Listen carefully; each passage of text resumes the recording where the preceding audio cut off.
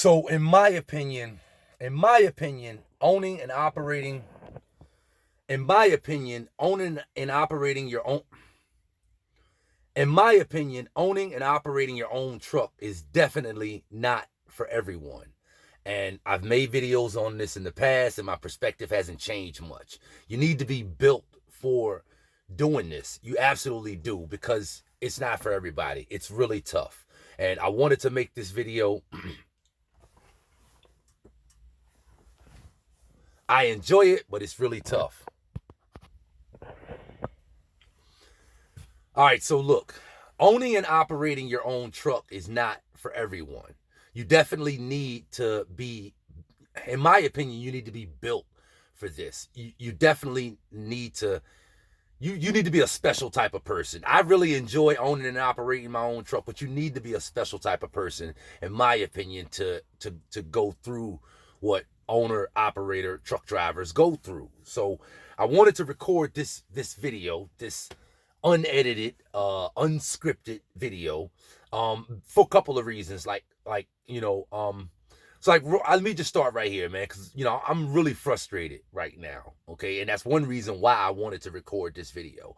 I'm really frustrated right now just because of how things been going for the last few weeks. Okay, so there's a lot of YouTube videos out about the person's best day out, the person's best month that they had, the most profitable day that they had, how they made some exorbitant amount of money. But you don't hear too many videos or see too many videos where the individual is sharing the other side of that with you. And in my opinion, every aspect of trucking, however you do trucking, has pros and cons. It has a good side and it has a bad side. And most of us as YouTubers, because we are looking to put out good videos, and we're looking to get views, and we're looking to get attention here on YouTube, we're very eager to put out stuff in regards to our best. But when it comes to putting out our worst, you don't really hear a lot of detail on that. You hear people talk about it in an abstract manner, but you don't really hear many people talking about it in a very detailed manner. And in this video right here, I'm gonna talk about how crazy, well, things haven't really been going that crazy with me lately, but October was really brutal. It really was. Today's November the 4th, November the 5th, November the 4th, November the 4th. See, that's how brutal it been. I don't even know what day it is. But October was really, really brutal. I would say that's my first bad month as an owner operator. And because I'm extremely frustrated right now, I figured this would be an excellent time to record this video, right? I'm pissed off right now. I'm I'm not happy right now. So to kind of, I guess I'm just gonna start. I guess I'll just go in reverse order, okay? Because I kind of need to get this off my chest. And again, I just want to share perspective with you as you hear what I'm talking about. There may be truck drivers that feel like, I'm not going through that stuff, or what he's going through is specific to him and how he does things. And I'll admit it is. But the reason I do these videos is to give the listeners perspective, okay? To help you understand more about trucking. And so I'm just speaking from my own perspective right now, what's going on. Again, October was really my first, what I would say, my bad month, my first bad month. So I've had a lot of stuff going on. And again, I'm just going to start in reverse order. Okay. So today I was putting an alternator on my new truck. And I'll get to why I was putting an alternator on it in a second. But today I was putting an alternator on the Sterling that I just bought a few weeks ago. And when I spent about an hour and a half messing around with it. Not too big of a deal. The thing came off fairly easy. I'm like, okay, this seemed like it's gonna be easier than I thought it was gonna be, which very rarely happens when a person like me is working on a truck. Like, you think something's gonna be quick and it end up not being quick. So I get the alternator off, and then I'm having a problem getting it back on. But eventually, after wrestling with it, I get it back on, and I'm hooking up the ground wire, and I break the ground screw. I break the head off of the ground screw. So the body of the screw is just in the alternator, right? So I'm like, damn. I mean, I'm extremely pissed off at this point when that happened because of everything else that's been going on. That's small, but so so now I got to take the alternator over to the shop, which I already did that. I just got back from it. I got to take the alternator over to the shop now so they can get the body of the screw out, and so I can hopefully get another bolt that'll fit down in there that'll hold the ground wires in. Okay, so and I'm gonna get to why I had to do the alternator in a minute, but so many things been happening lately. I'm gonna roll it off in reverse order of how things have been happening. So this morning I was getting loaded, or I was about to get loaded. I was sitting like on the side waiting to get loaded. Sat there for 5 minutes. Then when I got the okay, I backed into the hole. And I get out and I'm watching the guy load my trailer, and I noticed that my landing gear handle is not on my trailer. The hell did my landing gear handle go to? I have no idea what happened to my landing gear handle. So when I pull out of the hole from getting loaded, I see it laying on the ground right where I was waiting at to back in the hole. Don't know why my landing gear handle fell off, but I got the bolt, and the bolt, there's no nut on the bolt, right? So I guess it just came loose and it fell off right there. So luckily I got the handle, but that was just, another crazy thing that happened, right? So I'm coming home today, on the way home, loaded, not on the way home, on the way to my drop, I'm loaded. You guys that have been keeping up with my content, I got an issue going on with the passenger side of my rear, of the rear of my truck. For some reason, it's leaning, it's sagging. I'm gonna talk more about that in a few seconds in this video, right? So I'm coming home today, and the state trooper stops me, and I'm like, what the hell is he stopping me for? He comes up to the truck. He's like, listen, man, everything is good, but I'm just wanting to let you know your trailer is leaning. Why is it leaning like that? I told him, I said, yeah, man, I got a little issue with the, with the trailer. I didn't tell him, there was an issue with the truck. So I got a little issue with the trailer, but it's fine. It's good. He said, you sure it's safe to take it? He said, where you going? I told him where I was going, which wasn't far from where he stopped me at. He said, you sure it's safe? I said, yeah, it's safe. It's been like that for a while. He said, okay, you good. You can go ahead. And I pulled off from him. So it's like, that's all that happened today, right? So yesterday, did this happen yesterday? Yeah, yesterday, I'm out and I'm driving and I go through the scale down the street not far from here. I go through the scale, and not just the scale keep people out there, but the sheriff is out there as well. So I'm always over 80,000, but I'm on a state highway. So I got my overweight permit, and I'm pulling across the scale, and the guy, I know the routine. He's gonna walk up to the truck and ask me for my overweight permit. So I'm looking at him out the rearview mirror. He starts to walk up the passenger side of the vehicle. I know he's gonna come around to the driver's side of the vehicle to ask me for my overweight permit. And he notices on the passenger side of my truck, I got a bad spot on my passenger fuel tank. My passenger fuel tank has been disconnected for a while, but I got a bad spot on it. It started to leak like over a year ago. Put some JB water weld on it, and it's been holding all this time. But it started to leak, and I didn't notice that it was starting to leak. So, as I'm going down the road, I'm guessing the vapors that's leaking out of that spot, that bad spot in the tank, they're getting on my bottom step, and it turns the step black. So when the officer is walking up, or when the guy is walking up, he sees the black step, and he starts to look at the steps. I'm sitting here in the driver's seat watching him look at the step, and I'm like, oh man, he's gonna mess with me about something that's going on over there, that bad spot on the fuel tank. So then him and the scale guy and the officer walk around. The officer calls me over. He's like, come here, man. He said, look at this right here. He said, that's out of service right there. That's grounds for out of service. He said, I'm not going to put you out of service, but that's out of service. He said, where you going? Place where I'm going to is right down the street from where he stopped me at. He's like, and he looked at my where I live at on my door. He's like, that's where you operating out of? I'm like, yeah. He said, okay. And he knew where both of the places was. He's like, all right, listen, go ahead, but get that street as soon as you get home this evening. Now, instead of getting the whole tank replaced on the truck, which would be the right way to do it, the tank is already turned off, but it is full of fuel still. And I got 150-gallon tanks on this truck. So I can run about 500-600 miles on one tank, right? So I really don't need the other tank. So the simplest way to do it would just be to get the fuel out of that passenger tank. Yesterday, I'm smart. I start trying to siphon fuel out of the passenger tank. That ain't working. I got diesel fuel all in my mustache. I'm out here pissed off. This was just yesterday. Okay, my hands, you see how my hands look right now? My hands look like this now because I've been under the hood of the truck today messing with the alternator, and yesterday I'm messing with the diesel fuel. So I realized that's not working, right? So today when I took the alternator to the shop to get them to remove the body of the screw, I drove my truck over there and got them to pump the rest of the fuel out of that side of the passenger tank, right? What else happened? The day before that, today's Thursday, so this has been Tuesday. Now let's get to the alternator, why I had to replace the alternator. So I'm getting ready to go out in my other truck, in my Sterling, Tuesday night. I'm getting everything ready on it. I'm checking the oil, putting oil in the truck and making sure the reservoir is full and making sure that, my tire pressure is good and adjusting all my brakes and just doing all the stuff that you would make sure you do before you take a truck out on the road for the first time. Putting my tools in it, putting a couple jugs of extra water in it, all that type of stuff.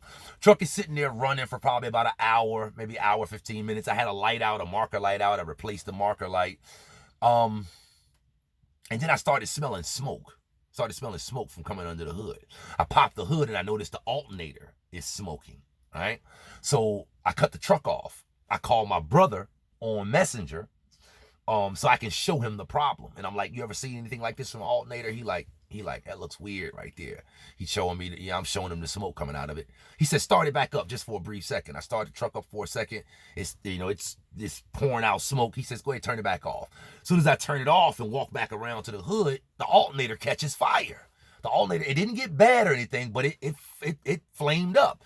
And it was hot to the touch before that. I touched it and it was hot while it was smoking, but it flamed up.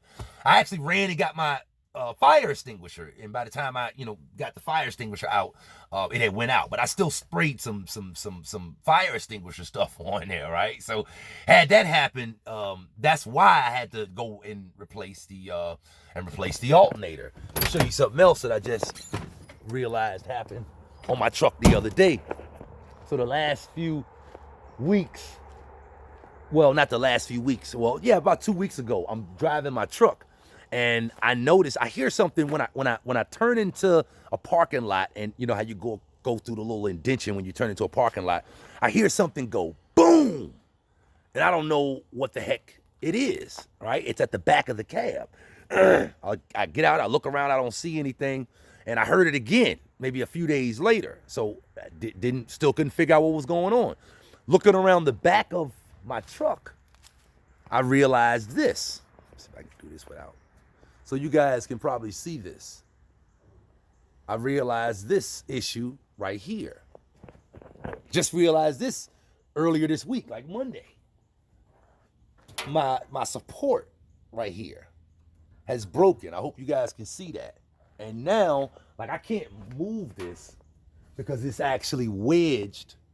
It's actually wedged up under the bracket on my cab extender. So it won't move, it's wedged in there, but I got to get that taken care of now. I don't know what caused this right here, this bracket to break, but that is what is allowing, that's what's allowing that pipe to lean like that. Just had that happen earlier this week.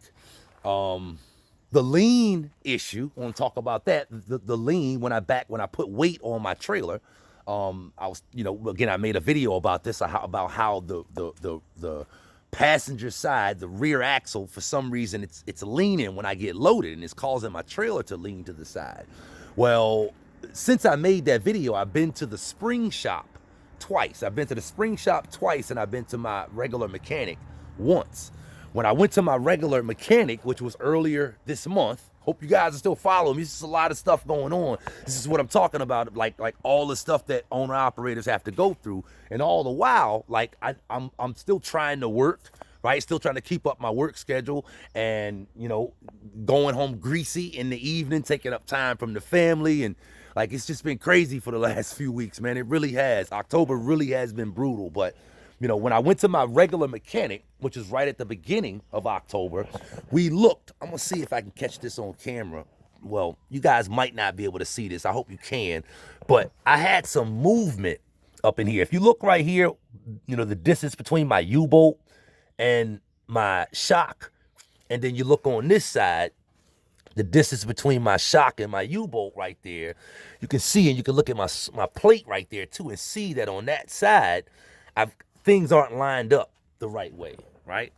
You can't see it from the back of the truck, but essentially what I'm trying to say is, when I went to my mechanic initially, I had him to like readjust that stuff down there. He relined it up, but he kind of readjusted that stuff. Got that done earlier in the month,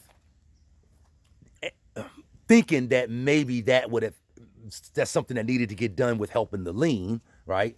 But when I went to the spring shop, I noticed that what he lined up, it got out of line again. I've gotten movement again. Make it short and sweet, I may have to get a U-bolt right there. And from, you know, talking to the people at the spring shop, I may have to get U-bolts all the way around from what we looked at. What is going on right there? Now I'm looking at something else, and I'm seeing something else as I'm making this video. This is crazy. I just got a wheel seal done the other day right here on this axle right here, and it looks like my wheel seal just went out again. I don't know if you guys can see this on camera, but all of this oil, I hope you guys can see that. Man, I'm just noticing it. This just happened today. All of this oil. I just had this wheel. That's something else I just did too on the truck. I just had this wheel seal replaced the other day. I just got this wheel seal replaced, and I got that wheel seal replaced. And I got brakes put all the way around. And the wheel seal here looks like it just went out. That's something else I got to go and get taken care of. You see what I'm saying? It's brutal. It's been crazy lately with all of this stuff that's been going on. I promise you, I'm just seeing that as I'm looking at the truck right now making this video, man. Again, this is very unedited. I hope you're still watching right now, because if you like wanting to know the rough side of what it's like to be an owner-operator, this is it right here in this video. And again, I wanted to make this because I'm extremely frustrated right now because of all of the stuff that's been going on, and trying to make sure I'm, you know, that I got to get that taken care of, right? Like right away tomorrow, right? So, you know, got to figure up a different work schedule tomorrow. I got to try to get my truck over to the shop tomorrow. I'm definitely not getting into trying to fix that myself. This is what it is. You know, I was talking to my dad, and I'm like, yo, Pop, it's crazy right now, man, with everything that's going on. It really is. It's all this stuff that's happening. And he like, you know, man, look, you've been doing good so far. You've been having a good run so far. You only been out there how long? And I told him, like, I've only been out here 8 months on my own. He said, look, you know, you've been around trucks long enough. You know that there's going to be times like this. So, which I do. I've been around trucks all my life, man. So, you know, as far as the lean, I was talking about that. I do want to finish up about that. As far as the lean, all the spring shop could tell me, Thurston Springs here in Richmond, they pointed out some stuff that I need to get done back here. Like, for instance, they pointed out U-bolts. They pointed out they need to go into this spring right here. This spring that's offset, and that's on the axle that's actually sagging. This is the axle that's sagging right here. They like that spring. I hope you guys can see that, how it's to the side a little bit. They're thinking that the center pin in that spring may be broken, and so they're gonna need to take the leaves apart, make sure the center pin is still in there good like it's supposed to. Again, because of the shifting that I got going on back here, he's saying I'm probably gonna need U-bolts all the way around. So it's got a lot of stuff going on right now, man. And you know, even more so than the issue of having the stuff going on and all of it being expensive and costing money, there is the issue of having to get the truck to the shop to get it fixed. right? Like, you know, I got a good shop that I work with, but it's not always possible for me to just call them and get the truck in the shop. I might have to wait a couple days. I may have to wait a week or so to get the truck in the shop. And that affects whether I can run or not. Just depends. Like that wheel seal, I can't run with that wheel seal like that. If it's an issue, like with this lean, I've been dealing with this for the last few weeks. And by the way, the spring shop, the reason I haven't gotten this done yet, and the 2 times I've been over there, every time I go there, he's like, he don't have the people working right now that can do it.